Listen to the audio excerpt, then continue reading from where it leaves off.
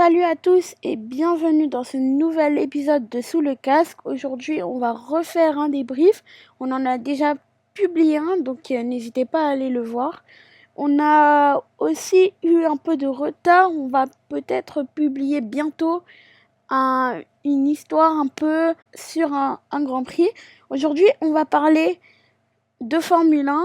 Oui, parce que nous n'avons pas eu assez de détails sur les 24 heures du Mans. Pour ceux qui suivent un peu le sport auto, vous savez que c'est un week-end chargé. Il y avait la Formule 1, les 24 heures du Mans et en plus la Formule 1 Academy, les 3 courses suite à l'annulation de la course de Miami. Vous pouvez participer à la chaîne en vous abonnant, en partageant bien évidemment et aussi en likant la vidéo et en commentant. Remerciez le monteur car il fait vraiment un sacré boulot pour pouvoir monter tous ces épisodes.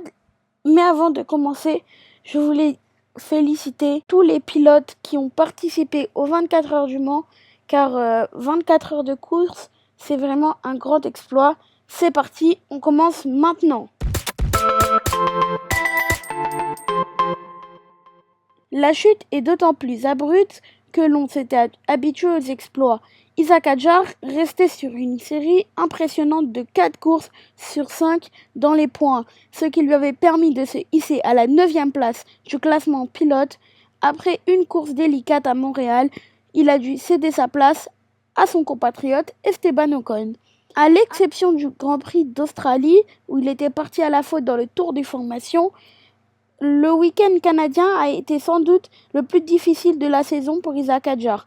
Pénalisé de 3 places sur la grille pour avoir gêné Carlos Sainz en qualification, le Français a coulé dans le classement au fil de la course pour terminer à une anonyme 16e place.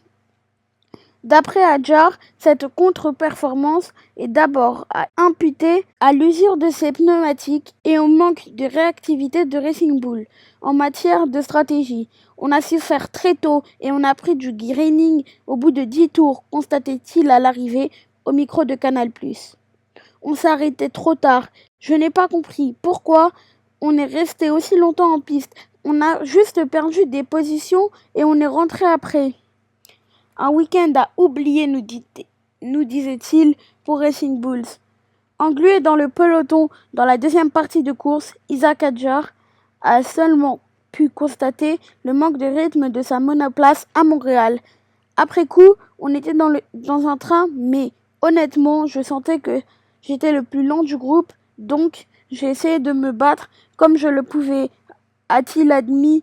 À la fin, il y avait des mecs en médium 9 et je n'avais aucune chance. Puis, globalement, c'est un week-end à oublier pour Racing Bulls où la Q3 du Français aurait été la seule éclaircie. Qualifié 19e, son coéquipier Liam Lawson est parti de la voie des stands et a abandonné en fin de course afin de préserver son nouveau moteur.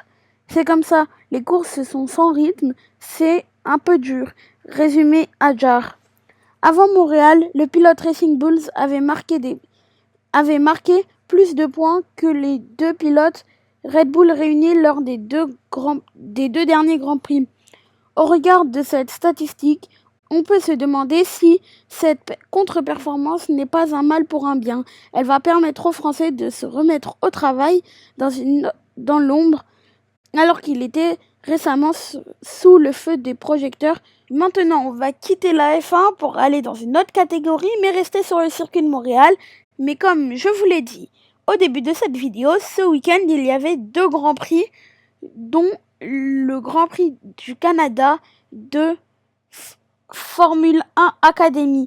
Nous n'allons pas quitter la France pour le pilote et parler de la pilote française, The Pocket Rocket, mesdames et messieurs, Doriane Pain. Si la météo n'a pas voulu être aussi capricieuse, Doriane Pain aurait certainement repris la tête de la F1 Academy dès la fin du rendez-vous du mois de mai dernier à Miami. En pôle, du côté de la Floride, la Française a pu bénéficier de cet avantage notable lors de la première des 3 courses du week-end à Montréal. Victorieuse lors de cette première épreuve après un accrochage entre les 2 premières au départ, Chloé Chambers et Alisha Palmowski, La pilote soutenue par Mercedes s'est ensuite montrée régulière pour poursuivre son ascension. Déjà à cet instant, la meneuse du championnat avait changé.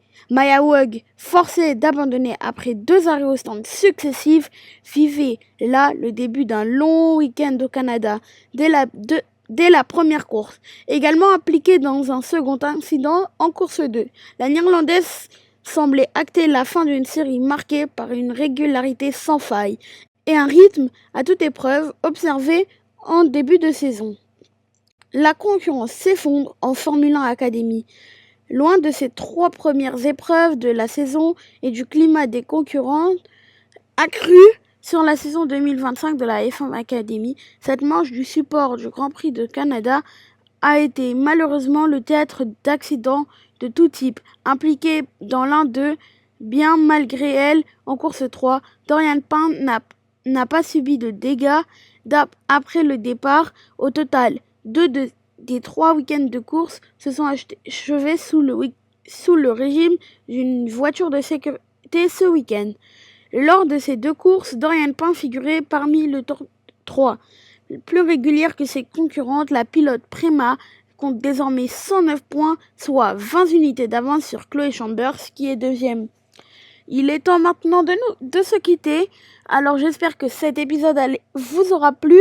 N'oubliez pas de taguer Boko TV dans les commentaires, car nous espérons obtenir une interview avec lui. On compte sur vous. Surtout, partagez et commentez. Ça nous aide. Merci et à bientôt pour un nouvel épisode de Sous le casque.